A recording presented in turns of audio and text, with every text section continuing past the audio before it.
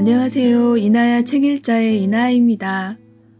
오늘 소개해드릴 책은 저자 김혜남님의 보이지 않는 것에 의미가 있다입니다. 삶의 이야기를 담고 있는 영화를 통해서 인간 본질의 심리학을 해석해 놓으셨습니다. 평소 영화를 즐겨보시는 분이시라면 다 아실만한 34편의 영화들이 담겨 있습니다.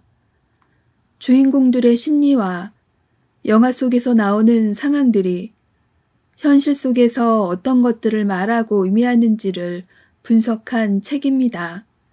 그럼 낭독 시작하겠습니다. 구독과 좋아요는 제게 큰 힘이 됩니다.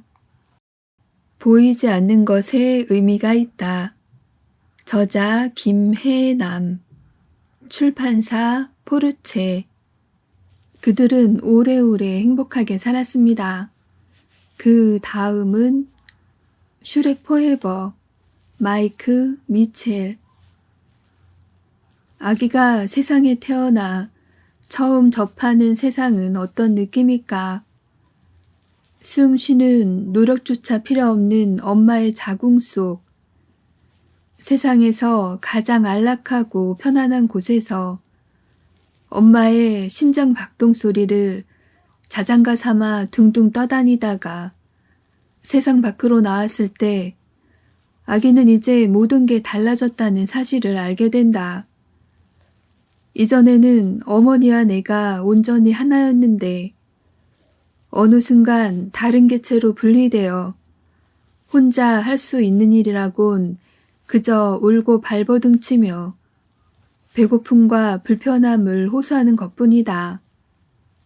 무력하고 불완전한 존재로 세상에 나와 나라는 독립된 존재를 받아들인다는 것은 태어나 처음 겪는 엄청난 충격일 것이다. 그래서 오토 랭크라는 문학가는 사람이 받게 되는 충격의 원형으로 출생의 충격을 꼽기도 했다. 하지만 완전한 엄마의 통제와 보호 속에서 벗어나 나 자신을 자각하기 시작하면 어느덧 세상이 호기심과 활력으로 가득하다는 것을 알게 된다.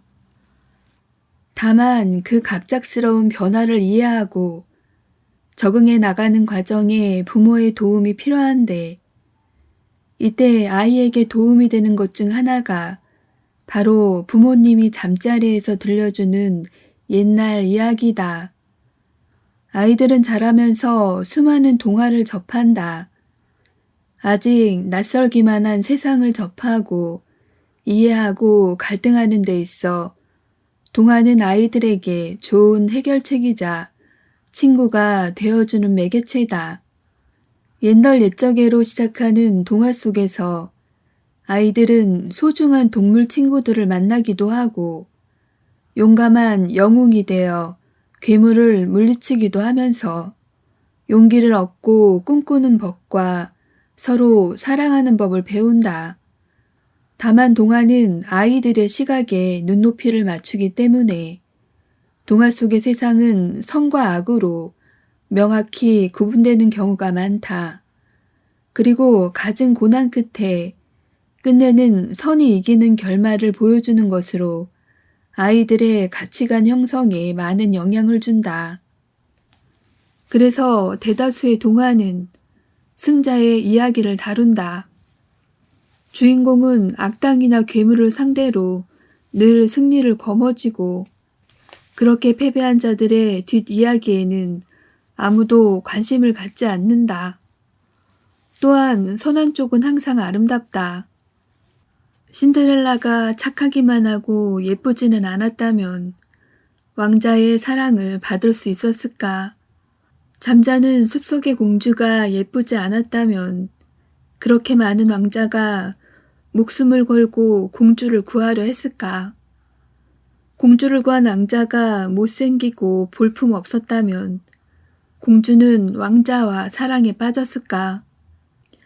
미녀와 야수에서 야수는 결국 잘생긴 왕자님이 되어 사랑을 완성시키고 미운 오리 새끼는 결과적으로 백조가 되어 우아함을 뽐낸다. 이런 동화들은 아이들이 은연중에 외적인 미에 많은 가치를 두게 만든다. 그러나 동화 밖으로 나와 현실적으로 생각해보면 끝내 백조가 될 수 없는 미운 오리 새끼는 어떻게 살아야 할까?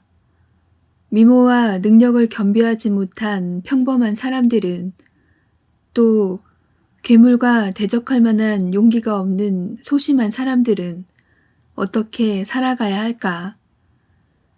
애석하게도 많은 동화에서 이를 가르쳐주지 않는다.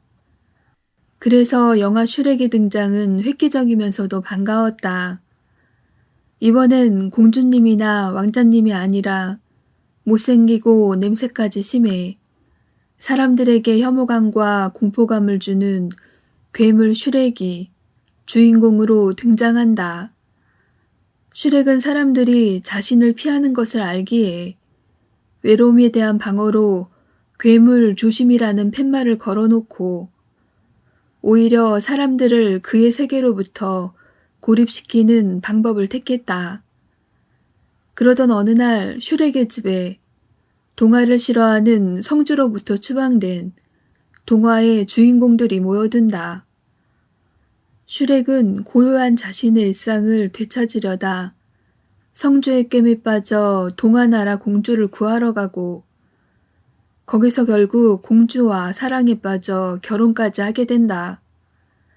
이 과정에서 고독과 소통에 대한 많은 은유와 고정관념의 파괴가 웃음을 자아낸다. 그리고 결과적으로 마법이 풀린 피오나 공주는 사실 슈렉과 꼭 닮은 추녀였다는 사실도 반전을 준다.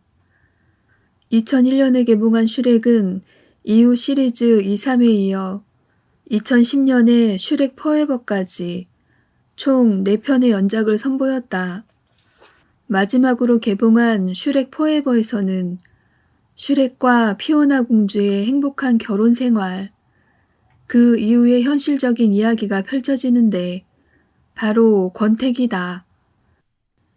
그들은 이후 오래오래 행복하게 살았습니다로 끝나기 마련인 동화의 뒷이야기가 그려지는 셈이다. 새 쌍둥이를 낳고 행복한 결혼 생활을 하던 슈렉 부부에게도 차츰 권태로움이 찾아온다. 슈렉은 과거의 자유롭던 시절에 대한 향수를 느끼고 특히 사람들에게 겁을 주며 괴물로 살았던 시절의 짜릿함을 그리워한다. 단 하루만 자유로워진다면을 꿈꾸던 슈렉은 왕국을 차지하려던 악당 램펠에게 속아 넘어가 그에게 일생의 하루를 팔아채운다. 이것은 마치 젊음을 되찾기 위해 악마에게 영혼을 판 파우스트를 떠올리게 한다. 끊임없이 자신이 가지지 못한 것을 동경하며 자신의 주변에 있는 진짜 소중한 것들을 놓치는 것은 사람이나 괴물이나 마찬가지인 모양이다.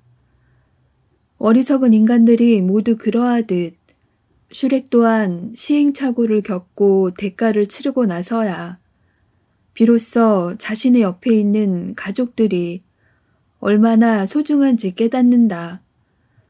다행히 슈렉은 친구들과 피오나의 도움으로 일생의 하루를 넘긴 대가로 자신의 존재가 사라질 위기를 무사히 극복해낸다.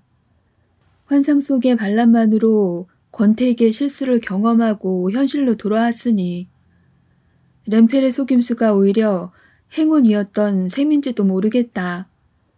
이 영화의 제목은 슈렉 포에버, 말 그대로 슈렉이여 영원하라 라는 뜻이다.